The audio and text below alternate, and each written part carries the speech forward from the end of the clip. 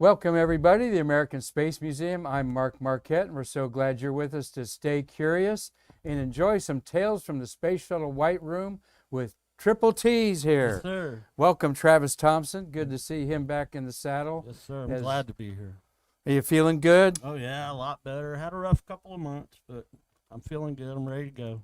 Well, good. We're glad you're back to health, and of course, he appreciates all the well-wishers and our regular Stay Curious followers out there that they've missed you in this little hiccup I know that we've had, and I've missed you too, and our museum's missed him being our #1 docent. Imagine having a tour of our wonderful museum here in downtown Titusville by a gentleman that put every astronaut in their seats of their spaceships.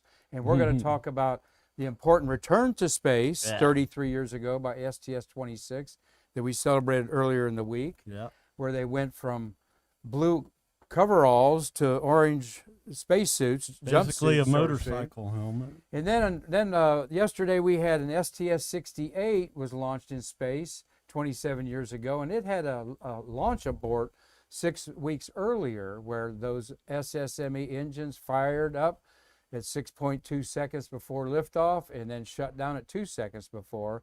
You were there, and we're going to talk about those harrowing times that happened 5 times. The space shuttle started up and then had to be shut down before those pop bottle rockets on the side of it here, as I show our model there. That's what I call them. Once those ignite, there's no turning off anything. You're committed for 2 minutes of flight there. So we're going to hear about that, but as you all know, we love space history. Marty Winkle's our cameraman and co-producer behind the scenes. He's got headsets on, making sure that we're coming across good and clear. And Jessica Galloway is our computer engineer and helping us produce the program. Jessica's always talking about Operation Paperclip. Oh, yeah. Yeah, way before her time, of course. But on this date, October 1st, 1945, the Secretary of War, named Patterson, approved a plan to bring top German scientists to the United States to aid our military research program, and among them was Dr. Werner von Braun and his top 100 scientists. So we are celebrating just by the day. Here, you need a... All right, there you go. I saw her looking around for something to do on a whiteboard, and I see what you mean, Jessica, and I'll bring that up right after this, that Operation Paperclip began today, and the world's a different place because those Germans could have easily gone to Russia, our other allies in World War II. So wanted to mention that, and we've got Triple T's Closeout crew special thing here we're going to replace with, go ahead. We are raffling off this Apollo Legacy basket, okay? And this Apollo Legacy basket is $5 on PayPal. And let me just take that off of there to read all the goodies in there while you try and show that off, Travis. $5 on our website, PayPal. There's an I Need My Space Bear, 50th anniversary of Apollo 11 lanyard, Apollo 11 patch, NASA ceramic cup, rocket T-shirt, a plastic One Small Step plate, cool little plate in there, an Apollo 15 booklet that's worth about $40. Log of Apollo 11, assorted Apollo lithographs worth about $50 are in there. All totaled about $300 value in this little packet. Wow. So $5, and we're going to have a raffle at the end of the month on PayPal. Just a way to pick up a few nickels and dimes to keep our nonprofit flowing. And you can help our nonprofit. You and I aren't the most social media monsters, but we are on Facebook, YouTube, and Twitch. Twitch is a gaming platform that Jessica and her husband Troy met doing those games on cyberspace. And but we want you to like, share, subscribe, or follow us in any way, and tell your friends. We are 1,000 followers away from reaching 10,000 on Facebook, which helps us monetize Facebook. And we need 1,000 subscribers on YouTube. So we're going to campaign for that. Please help us. You know that you love this content here. That's why you're checking out today. Tales from the White Room. Where else are you going to get actual stories about putting astronauts in their spaceship except from you, Travis Thompson? And he's been with the program 30 years, and we're not desperate. We want you to enjoy our program with other people, so tell your friends on there. So let's kick off a little up more space history with some birthdays that are very popular here at the American Space Museum. And let me go, oh, I'm sorry, we're going to go this way and show Travis, you're in your job before a couple birthdays. Doing work. Reinforce that you really did this, all right? Because you're probably pinching yourself every day thinking about Leland Melvin ready to blast off to space. And what are you doing there, Travis? That's you on the right. Yeah, I'm putting his light stick in his sleeve just in case he had to bail out into the ocean. They'd be more visible.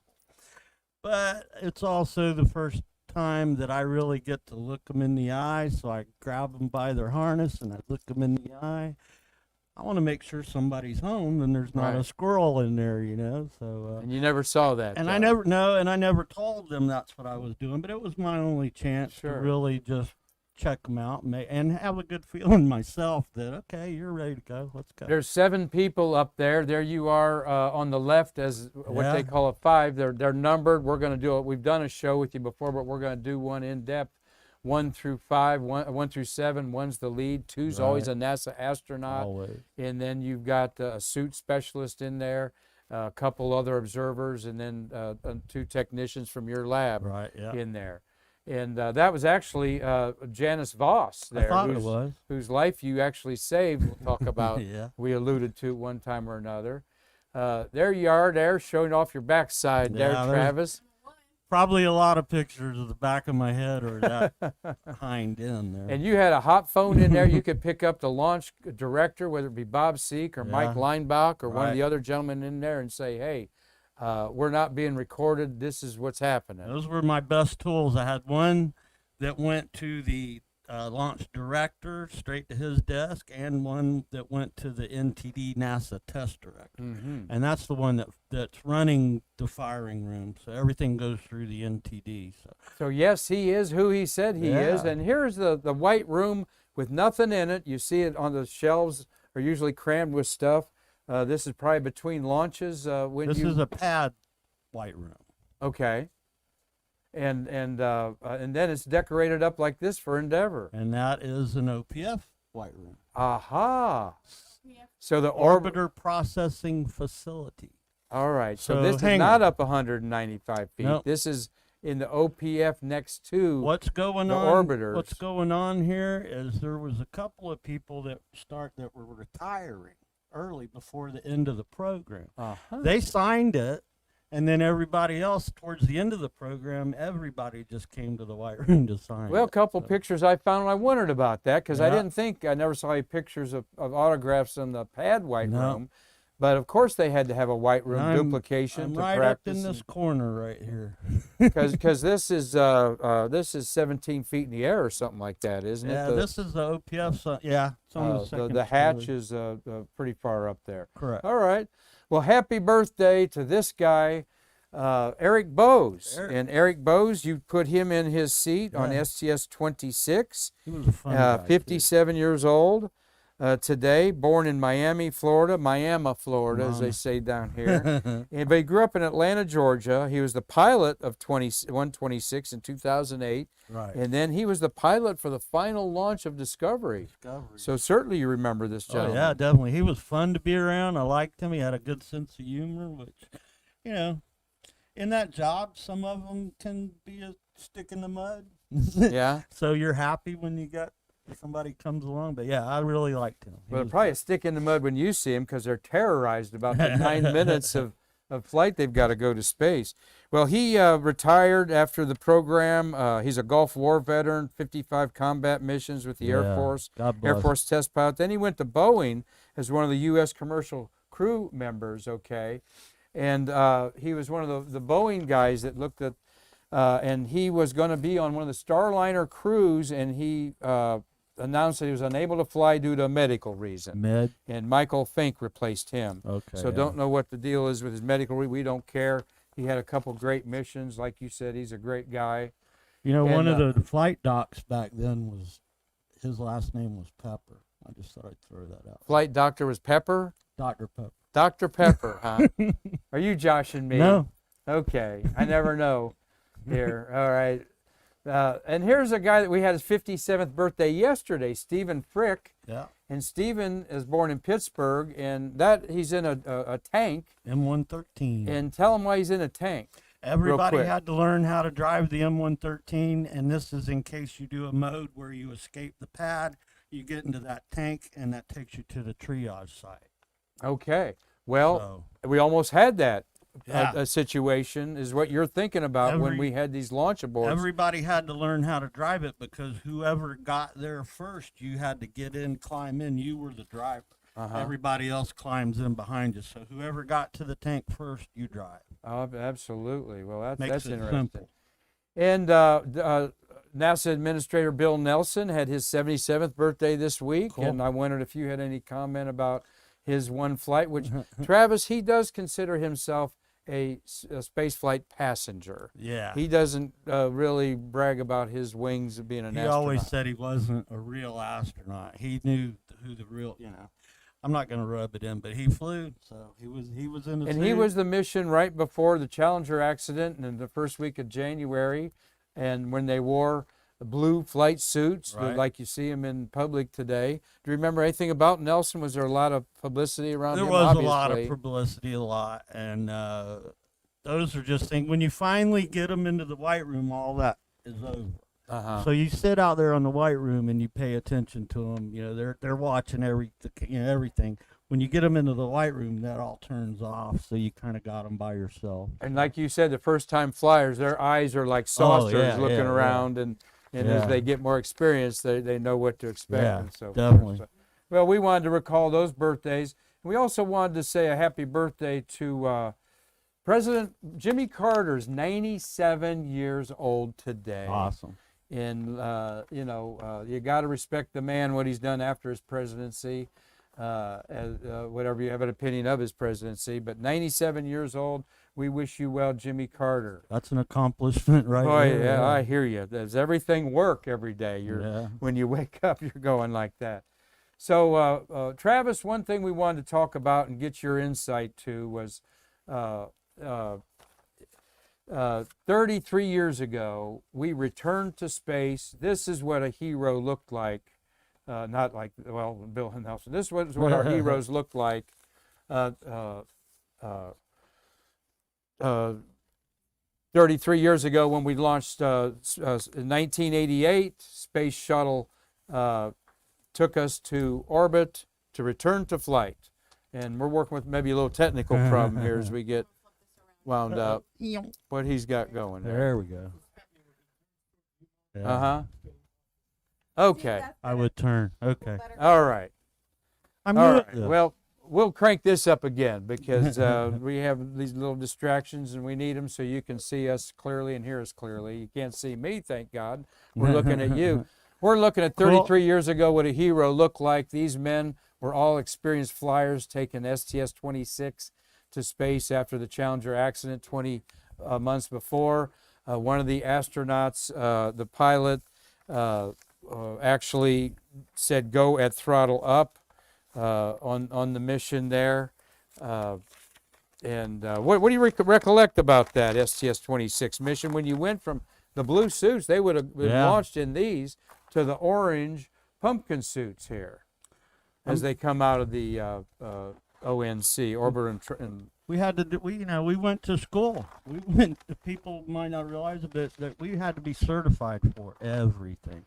So we went to school for suits. We had to be certified for that. And these suit instructors taught us everything. Plus, I would make my guys on my closeout crew team wear the suit when we go to Houston, so you would know how it feels and how cumbersome. Oh, really? Yeah. So you wore the pumpkin suit. I wanted my guys to know exactly what the person felt that they were dealing with. I just thought that was good training, so that's what I did. Sorry to interrupt there, but was there any changes in the seats from going to just thin fabric to these bulky? The seat changed from what I remember, but it was all calm stuff and cooling and stuff like that. There was a box underneath that gave them cool, for each seat. And so, and plus because they had to be cooled personally separate from everybody, so they all had their own suit coolers and stuff. Same thing in the seat. So there was more things inside the cabin, Right. like the Oh, yeah. cooling units and all that stuff Yeah. in there, which may have taken away from other payloads, you think? Or? Well, not only are we carrying more people, we're also needed more equipment for those people. Right. So, yeah, that's how it So a works. lot of schooling in there.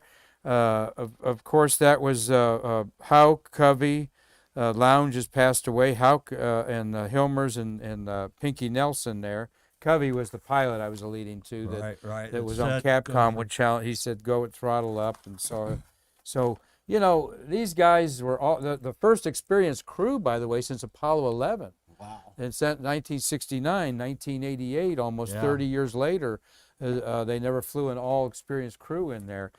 So you were comfortable with these guys going to space. Oh, yeah, and they I'm knew sure what I to was do. a 4 or a 5. I know I wasn't number 1 at that point.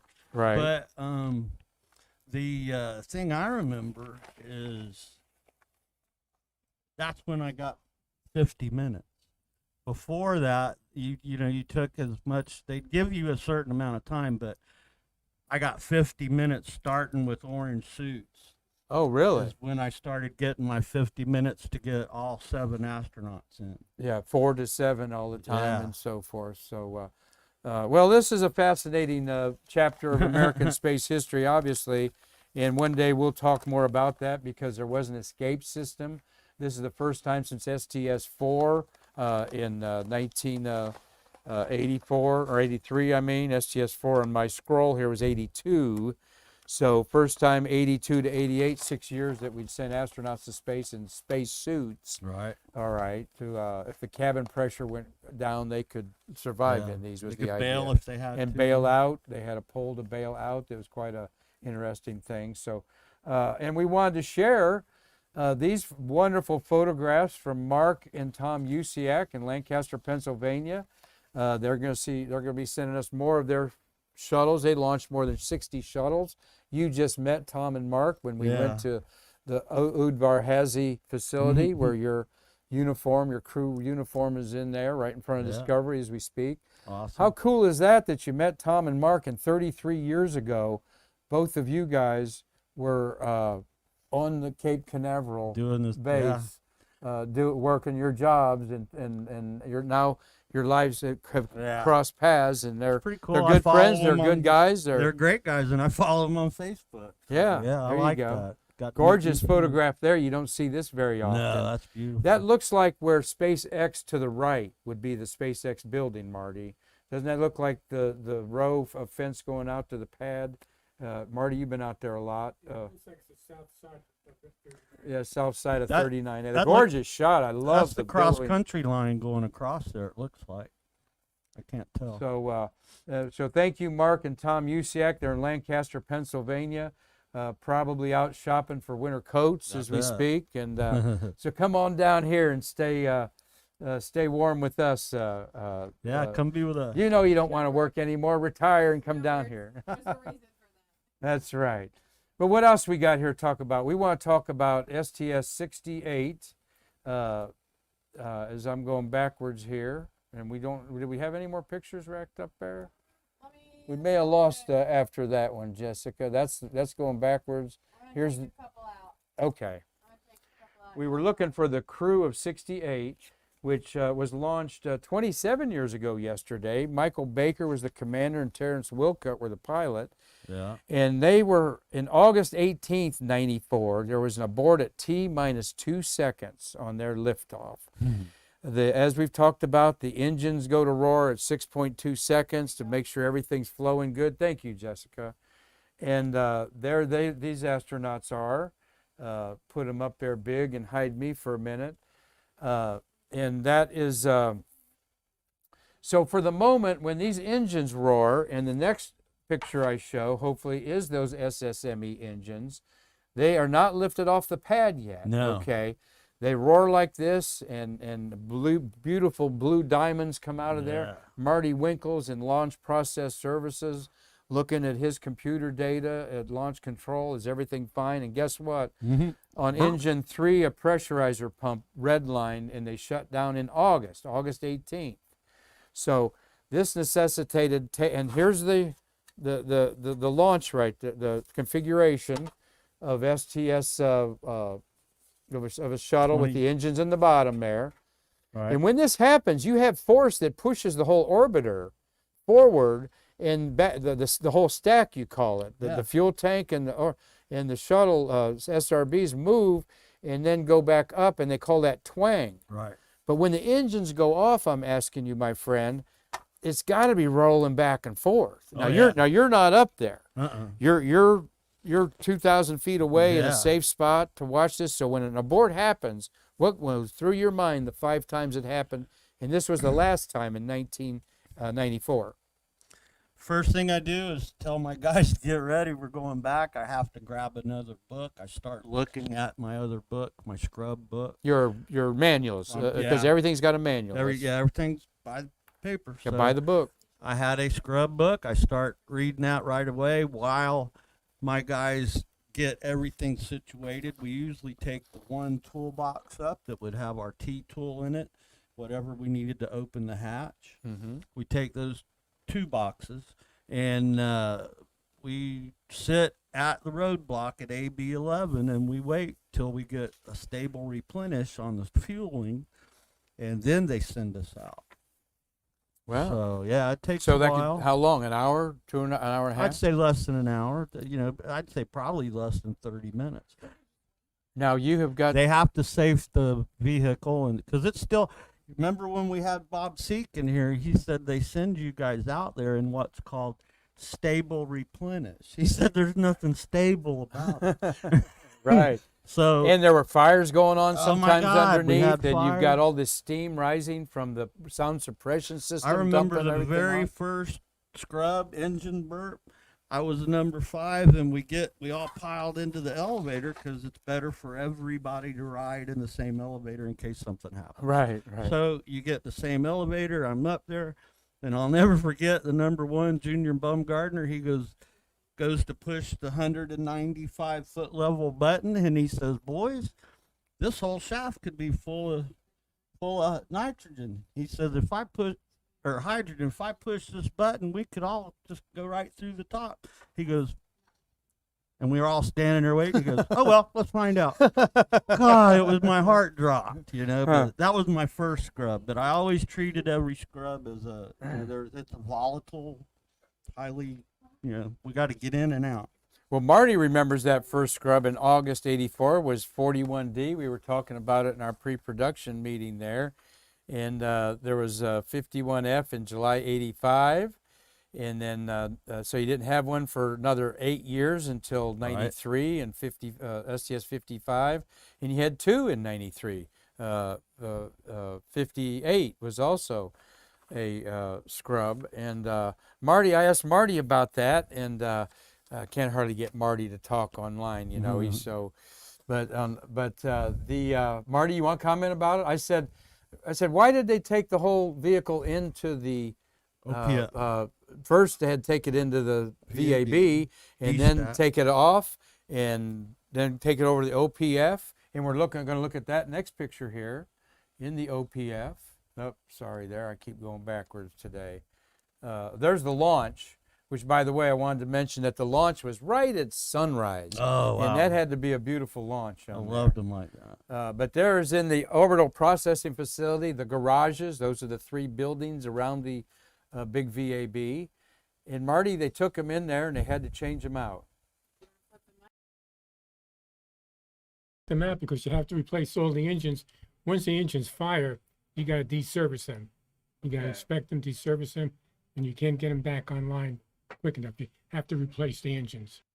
So it's not just like cleaning a carburetor with some alcohol or something like that and swabbing out the soot, huh? No. A little more complicated than that, it sounds there. It's space shuttle engines. Hypergol. Of course, these are the best engines ever built. Never a failure, 1 or 2 anomalies, but they perform flawlessly. We have 18 of these bad boys right there. I'm going to make it bigger so you can see them bad boys. 18 of them left to take the Space Launch System to the moon, hopefully, right? In there. Awesome. Marty, any other comment about that? Did I get that right? What I was going to mention, maybe Travis knows about it. but there's a contingency abort plan. The astronauts are supposed to leave the vehicle. They're supposed to go down the slide that you and your dad built. Right. Emergency. They think it's still a dangerous situation. Right. Yeah. Good point, Then they Marty. have to understand whether they need to evacuate or not. Could they get out of there without you opening the door? Oh, yeah. There's an inside. It's called a mode 1. We had 4 modes. Uh-huh. Mode 1 is flight crew is on the pad by themselves, and they do an emergency egress by themselves. They have one of them is assigned to open the hatch. They open the hatch.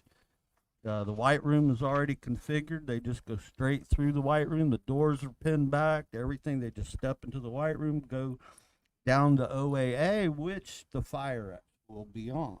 The launch director will pull the fire X first sign of problem.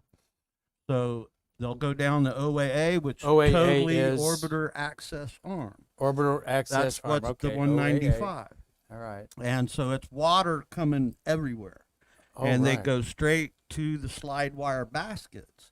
And they already practiced this, and they already know who gets in what basket. Usually pilot and commander one, whoever is in line right behind.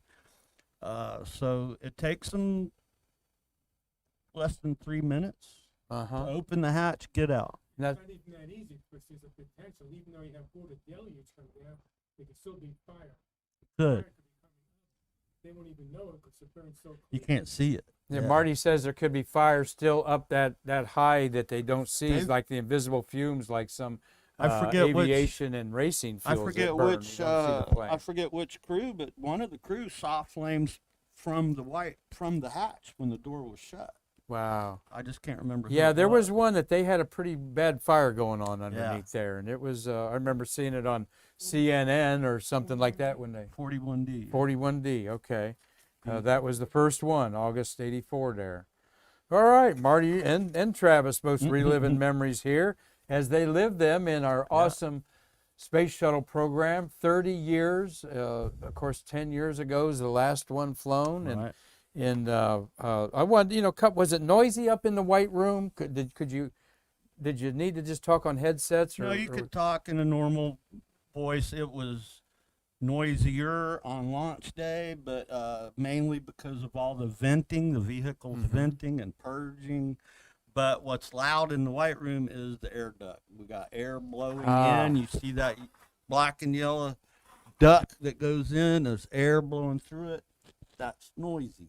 So, but yeah, you could hear in there. Plus, you could hear announcements. What they'd page somebody or something, but they turned all of the speakers off on the pad on launch day, so that we didn't hear Joe, what's his name, getting paged to the cafeteria. Okay. What was it like when it was windy up there? Very windy. It would shake. You're It would 20 rock and stories roll. high. It would rock. It's 195 and feet from the top Yeah. of the mobile launch platform. roll. And you're on a So cable. and there's not a 20-story building on Merritt Island, is there?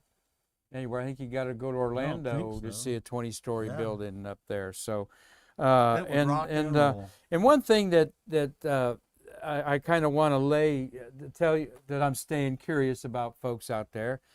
This was moving around a little bit. It wasn't as stable as you thought. This is like you can move your car sitting in their parking lot. You could jostle the whole orbiter around. Am I correct? Oh, yeah. Orbiter moved. Plus, if you notice where the white room is connected, when the white room is up against the ship, there's a big billow, Uh-huh. a buffer. So that way the ship can move, the white room can move, and it wouldn't damage the bird. Well, we're always enjoying talking to Triple T, Travis Todd Thompson, why he's known as Triple T. Yeah. And, we had Steve Kane on our show Wednesday. And when I first mentioned to Steve Kane, who's Executive Director of Space Tech and a great partner of American Space Museum, go back and look at his program. Though we had a little blurb with our internet, Jessica and our IT guru Bruce have stitched it together, and we'll have it back on YouTube already. So it's all stitched together. We had to do that in 2 parts. Steve, first time I mentioned your name, I met this guy Travis Thompson has come to the museum, and he goes, Triple T! So How's he Triple knew T? me. Okay, Everybody good. knows you as Triple T, Yeah. including Mike Leinbach, your launch Yeah. director, and Bob Seek. Yeah. So we wanted to share that with you all, and so we're good with that. And I tell you what, buddy, we've missed you, and I know that you love the place. I do. We've embraced your expertise here. Like I said, can you imagine getting a tour in the Yeah. museum from this guy and the stories he tells, that every time I follow him around, I hear a new story. But I put this slide up here for you, my friend, as a memento of your good work. And there you are. I found this on the internet. Have you ever seen this picture before? I have seen the picture. I didn't know what happened. This is the great Gunter Wendt, the pad Führer, pad leader, the German that was from the Mercury program through Apollo and a couple shuttles. There you are with him, and he passed you the key there. I wish you could find the picture. Whoever took this picture had to take the other one, but he's got a camera around his neck. And when we walked out of the white room, everybody else walked out first. And since I'm the OVCC, I was escorting him. So I get him outside. He stops. He takes his camera off. He hands it to the NASA guy, and he said, "Take our picture. I want to pass the torch to the next generation." I had tears in my eyes. I was crying. Well, about make me cry thinking about that, buddy. He was a great guy. Well, you deserve it, and I thought, thank you, Jessica. We were trying to hide that from you today. I liked it. Very cool. To surprise you, because you need something to cheer you up. I know you've been pretty puny there for a little while, and I lost 24 pounds. That's horrible. Holy cow! I can't afford that. You and Marty need to sit down and eat ice cream together, because Marty eats the heck out of that Haagen-Dazs coffee ice cream. Marty doesn't drink coffee, but he loves coffee ice cream. And you know what? I drink coffee, and I don't like coffee ice cream. I can't do either. She votes both there. So I don't drink coffee, and I've never had a peanut butter sandwich. So. Never had a peanut butter sandwich. Yeah. Well, you got allergies, right? Allergic to nuts. Allergic to nuts. Yeah. Okay. Well, you're just a nut anyway, and go. I'm a nut about space, and we hope that you're nuts about our American Space Museum. Please tell your friends. Again, we're on Facebook, YouTube, Twitch. We want you to like, share, subscribe, follow. Tell your friends. We need to get up to 10,000, not because we want to be biggest and best. No.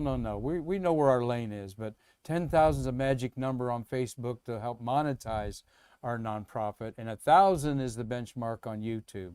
So YouTube looks awesome thanks to Bruce Jacobs, has been working on our YouTube for a couple of years. There is so much ancient history there, movies that have come through our museum that Bruce has redone to put up there. A lot of space history, oral histories we've done on our Stay Curious program. You've got a segment on there we're going to put on there, and our Stargazer Mark. So we will be with you next week, Monday, with Stargazer Mark, working up a little program there, and we'll have you back Friday.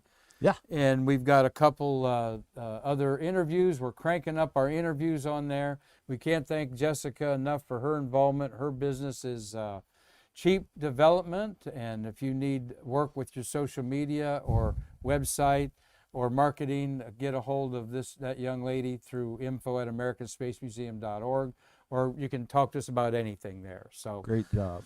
Until next week, Travis, we're so glad to see you back. I'm glad. I'm glad to be here. And we want everyone to come to our museum. Why? To bridge the space between us. Come see me.